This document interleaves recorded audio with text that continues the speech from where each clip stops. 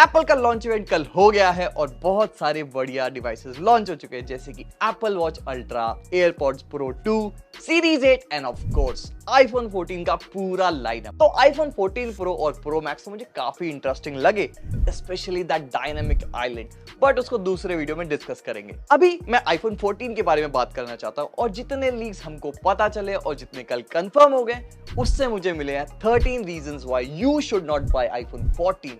मेरा नाम है Kaushal and let's go. Apple fans ये बात जानते हैं कि दूर से देखकर ही पता चल जाता है कौन लेटेस्ट आईफोन यूज कर रहा है, क्योंकि ये जो कैमरा आइलैंड है ये बहुत ज्यादा यूनिक होता है और यही लोग नोटिस भी करते हैं। जैसे 12 और 13 में सेंसर शिफ्ट हो गया था, पन intended, so you get the gist right. IPhone 13 से 14 में जाने पर कोई भी ऐसा विजुअल चेंज तो नहीं है। अंदर कैमरा हार्डवेयर थोड़ा बहुत चेंज हुआ है, बट अभी थोड़ी देर बाद डिस्कस करेंगे उसको। तो अगर आपको 13 और 14 में डिस्टिंग्विश करने वाला श्योर शॉट फोन चाहिए तो आईफोन 14 का जो ये ब्लू कलर है सिर्फ वहीं से पता चलता है कि आपके पास 14 है, और अगर उस पे भी आप केस लगा लोगे तो वो पॉइंट भी मूट हो जाता है। अब let's talk about form factor and design. 13 और 14 का फुटप्रिंट एग्जैक्टली सिमिलर है in terms of size, shape and design.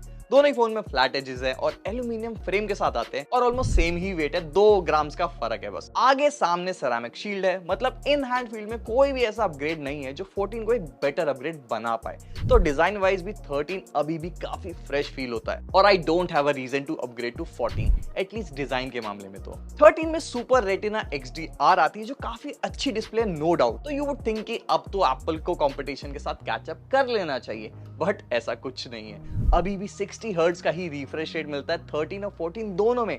In fact 14 plus में भी सिर्फ डिस्प्ले साइज बड़ा है, टेक्नोलॉजी लिमिटेड है। टेक्नोलॉजी चैलेंज वो फोन भी है, और अगर आपको 120 हर्ट्ज वाला डिस्प्ले चाहिए तो वो सिर्फ प्रो और प्रो मैक्स वाले फोन में ही मिलेगा। तो डिस्प्ले भी रीजन नहीं है 14 पे अपग्रेड करने का 13 के कंपैरिजन। लेकिन इवेंट देखते time I was very excited कि चलो ऑलवेज ऑन डिस्प्ले इंप्लीमेंट तो किया एप्पल ने, जो कि अभी तक का बेस्ट इंप्लीमेंटेशन है। मतलब अनलाइक एंड्रॉइड, यहाँ पे आपकी लॉक स्क्रीन ब्लैक नहीं होती है और सारा इन्फो दिखता रहता है, और इनफैक्ट इन्फो अपडेट भी होता रहता है रियल टाइम में। बट वो सिर्फ प्रो डिस्प्ले XDR यानी कि आईफोन 14 प्रो और प्रो मैक्स पे अवेलेबल है, जो मेरे लिए तो बहुत डिसअपॉइंटिंग था, क्योंकि I have no reason to believe कि ये एप्पल बाकी के OLED फोन्स पे क्यों नहीं इंप्लीमेंट कर सकता था। बट ठीक है, AOD चाहिए तो ना 13 में मिलेगा ना 14 में, तो नो बिग डील। जैसे बैक से कैमरा आइलैंड बहुत आइकॉनिक है, फ्रंट से एप्पल का नॉच जो 10, 11, 12 के बाद 13 में जाके थोड़ा सा श्रिंक हुआ था, और जो एक्चुअल पिल शेप नॉच है वो भी सिर्फ 14 प्रो मॉडल्स में ही अवेलेबल है। तो यहाँ कोई भी रीजन नहीं है कि 14 को कंसिडर करने का, कंसिडरिंग फेस आईडी वाला हार्डवेयर भी सिमिलर है दोनों ही फोन्स में। बट डायनामिक आइलैंड प्रोबेबली अकेला ऐसा फीचर है जो पूरे इवेंट का बेस्ट पार्ट था। मतलब एंड्रॉइड फोन के CEOs बैठ के अप्रिशिएट अगर कर रहे हैं किसी फीचर को, तो यू कैन बेट ये फीचर कितना रेवोल्यूशनरी होने वाला है और कितने सारे फोन्स इसको कॉपी करने वाले हैं अगले साल। आई मीन इतने सालों से पंच होल की तरफ डायरेक्शन बढ़ रहा था, but it was always a blob on the screen, static, lifeless. Apple ने इतना टाइम लिया नॉच हटाने में, और जब फाइनली हटाया तो बोरिंग से पंच होल को इतना एंटाइसिंग फीचर बना दिया कि सब उसके बारे में बात कर रहे हैं। मैं तो बहुत एक्साइटेड हूँ इसको टेस्ट करने के लिए, बट 14 में आपको ये नहीं मिलेगा। उसके लिए वही 14 प्रो मॉडल्स लेने पड़े। आई वाज होपिंग कि कुछ उससे सिमिलर ही दे देते बाकी नॉच्ड आईफोन्स में, बट जस्ट एप्पल थिंग्स। तो इतने सारे स्टैग्नेंट रीजंस के बाद आईफोन 14 के लिए खुद को जस्टिफाई कर पाना एज एन अपग्रेड बहुत मुश्किल हो जाता। तो उन्होंने थोड़े कैमरास में इंप्रूवमेंट दे दी हैं, जैसे मेन सेंसर में अपर्चर की स्पीड बढ़ा दी, लो लाइट फोटोज बेटर हो गई हैं, और थोड़े बहुत सॉफ्टवेयर बेस्ड इंप्रूवमेंट्स है। लेकिन सेंसर्स अभी भी 12 मेगापिक्सल के ही हैं दोनों में, और जो 48 मेगापिक्सल का सेंसर है वो सिर्फ प्रो मॉडल्स पे ही लिमिटेड है। तो 13 से 14 पे अगर आप जाओगे तो बहुत ज्यादा मेजर कैमरा इंप्रूवमेंट्स नहीं है, बट अगर आप 12, 11 या उससे पुराने आईफोन से अपग्रेड कर रहे हो तो वर्थ इट है कैमरा के लिए अपग्रेड करना। Okay, I will be honest, ये इन्फो जब हमने इवेंट में देखी थी तो मुझे थोड़ा सा वियर्ड लगा था कि 13 और 14 में सेम प्रोसेसर क्यों ही रखा गया है। बट अगर आप थोड़ा ध्यान से पढ़ोगे तो पता चलेगा कि 14 के अंदर 13 नहीं बल्कि 13 प्रो का SoC यूज किया है, जिसमें एक एक्स्ट्रा GPU कोर आता है, और थोड़े ऑप्टिमाइजेशन से 14 को थोड़ा सा बेटर बनाया गया है in terms of daily usage, जहां पे ग्राफिक हैवी एप्स थोड़ा सा बेटर परफॉर्म कर पाएंगे।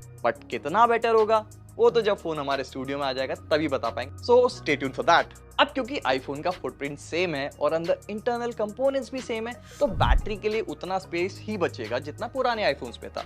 तो आईफोन को सिर्फ ऑप्टिमाइजेशंस के थ्रू ही इंप्रूव कर सकते हैं। और क्योंकि आईफोन 13 का बैटरी लाइफ पहले से इतना बढ़िया है, तो यहाँ पर कोई मेजर इंप्रूवमेंट का स्कोप है भी नहीं, ना ही एप्पल ने प्रॉमिस किया है। और इसीलिए एप्पल भी सिर्फ एक एक्स्ट्रा घंटा प्रॉमिस करता है, आप भी नीचे वाला घंटा बजा सकते हो। एप्पल हमेशा एक्सक्लूसिव सॉफ्टवेयर फीचर से आपको कन्विंस करता है कोई भी पर्टिकुलर आईफोन खरीदने के लिए। जैसे सिनेमैटिक मोड 12 में नहीं था लेकिन 13 में आ गया था, night mode on ultra wide camera 12 में नहीं था लेकिन 13 में आ गया था। वैसे ही इस बार भी कुछ ऐसे ही एक्सक्लूसिव फीचर्स मिलेंगे आपको आईफोन 14 में, जैसे कि क्रैश डिटेक्शन 14 में है 13 में नहीं, फोटोनिक इंजन 14 में है 13 में नहीं, सिनेमैटिक मोड 4K में शूट कर सकते हो जो कि 1080p पे लिमिटेड था पुराने फोन्स में। ऐसे ही और भी फीचर्स है जैसे कि action mode and so on. तो अगर आपको स्पेसिफिकली ये फीचर्स नहीं यूज करने ऑन अ डेली बेसिस, तो आपको इनकी कमी भी महसूस नहीं होने वाली है आईफोन 13 में। तो अगर आपका कोई रिलेटिव या फ्रेंड यूएस में रहता है तो आपने उनसे हाथ जोड़ के विनती तो जरूर की होगी कि आते समय मेरे लिए एक आईफोन लेते हैं ना, क्योंकि काफी पैसे भी बच जाते हैं। तो अगर इस बार आप अपने यूएस या कनाडा वाले कजन से आईफोन 14 मंगाओगे तो उसमें आपको सिम का ऑप्शन भी नहीं मिलने वाला। तो एक हैसल है, क्योंकि आप पहले तो अपनी सिम को ई सिम में कन्वर्ट कराओगे और फिर जब भी फोन चेंज करोगे तो हमेशा ही ई सिम वाले फोन ही यूज करने पड़ेंगे, which is a deal breaker for some people. Over the years, Apple ने एक्सेसरीज कम ही करी है, बॉक्स में बढ़ाई तो है नहीं, बट एटलीस्ट 14 के साथ आपको सिमिलर एक्सेसरीज मिल जाती है, जो कि है चार्जिंग केबल टाइप सी वाली और एक सिम इजेक्टर टूल। और यूएस वाले वेरिएंट में तो वो भी नहीं होगा। एप्पल ने पूरे इवेंट में ये बहुत ज्यादा एम्फसाइज किया था कि सैटेलाइट कनेक्टिविटी कितना ज्यादा इंपॉर्टेंट फीचर है, और अगर आप उनका लेटेस्ट आईफोन नहीं खरीदोगे तो आप कितनी बड़ी मुसीबत में पड़ सकते हो। जो कि एक हद तक ठीक भी है कि आपको रिमोट लोकेशंस में कॉन्टैक्ट करने में काफी ज्यादा हेल्प करेगा by connecting directly to a satellite, जो सही में रेवोल्यूशनरी हो सकता है। बट इंडिया में अभी इसका आने का कोई सीन नहीं है, फ्यूचर में हो सकता है आ जाए तो, but right now there is no point. तो ये थे 13 reasons why you should not buy the iPhone 14, और आईफोन 13 एक्चुअली में अब एक बेटर डील बन गया है। एप्पल की वेबसाइट पर ही 10,000 का डिस्काउंट डायरेक्टली हो जाता है हर साल जब भी नया आईफोन आता है। प्लस अभी जो बीबीडी सेल और Amazon ग्रेट इंडिया फेस्टिवल होगा उसमें मोस्ट डेफिनेटली इसका प्राइस अराउंड 50K के नीचे आ ही जाएगा, और आप अपना पुराना फोन भी कैशबैक को बेच ही सकते हो। तो it's a win win situation for everyone. तो इस साल तो आपका choice is very simple, iPhone 13 for the win. I hope आपको समझ में आ गया होगा कि क्यों आईफोन 13 अब एक बेटर डील है 14 के कंपैरिजन में। मैं ऐसी बढ़िया वीडियोस लेके आता रहूंगा आपकी फीड में। आपको कुछ नहीं करना है, बस नीचे जो सब्सक्राइब का रेड बटन है उसको दबा देना है, और उसके बगल में जो घंटी आएगी उसको भी बजा देना है। मैं मिलता हूँ नेक्स्ट वीडियो में, बाय बाय।